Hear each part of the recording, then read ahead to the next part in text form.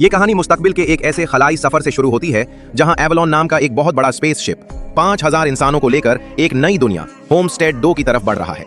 ये सफर 120 साल का है और इस दौरान सारे मुसाफिर डीप स्लीप पॉड्स में सो रहे होते हैं।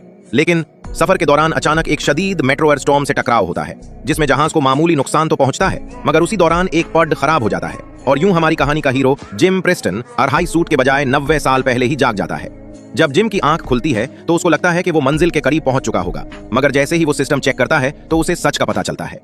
मंजिल तक पहुंचने में अभी 90 साल बाकी हैं और वो अकेला इंसान जाग चुका है। जिम सब सिस्टम्स चलाता है, लोगों को जगाने की कोशिश करता है, लेकिन कोई हल नहीं।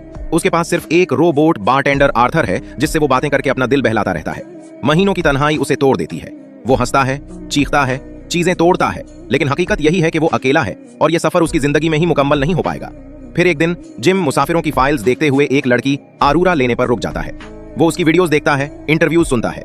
आरूरा एक मुसन्निफा होती है, एक बहादुर लड़की जो नई दुनिया पर जाकर अपनी किताब लिखना चाहती थी। जिम को आरूरा से प्यार होने लगता है, मगर एक बड़ा फैसला उसके सामने खड़ा होता है। क्या वो आरूरा को भी जागा दे? अगर वो जाग गई तो उसकी जिंदगी भी उसी की तरह बर्बाद हो जाएगी। महीनों की कशमकश के बाद जिम आखिरकार आरूरा को जगा देता है। आरूरा को लगता है कि ये एक हादसा है और दोनों आहिस्ता आहिस्ता एक दूसरे के करीब आने लगते हैं। मोहब्बत बढ़ती है, हंसी खुशी, लेकिन सच कब छुपता है? एक दिन आरूरा को आर्थर सब कुछ बता देता है कि जिम ने जानबूझकर उसे जगाया था। आरूरा टूट जाती है, वो उससे नफरत करती है, उसे कातिल कहती है और जिम दोबारा अकेला हो जाता है।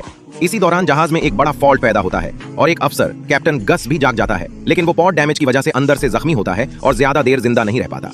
गस अपनी आखिरी सांसों में जिम और आरूरा को शिप एक्सेस कोड्स दे जाता है ताकि वो जहाज को तबाह होने से बचा सकें। जिम और आरूरा मिलकर पूरे जहाज की मुरम्मत करते हैं, पावर रिएक्टर ओवरलोड से बचाते हैं और आखिर में अपनी जान खतरे में डालकर पूरा सिस्टम रीसेट करते हैं। इस मिशन के दौरान आरूरा को जिम से होने वाली मोहब्बत याद आती है और वो उसे मरने नहीं देती। आखिर में जब जहाज के बाकी लोग 90 साल बाद जागते हैं तो वो देखते हैं कि पूरे शिप का अंदरूनी बाग जिंदा पौधों से भरा हुआ है। ये वो घर था जो जिम और आरूरा ने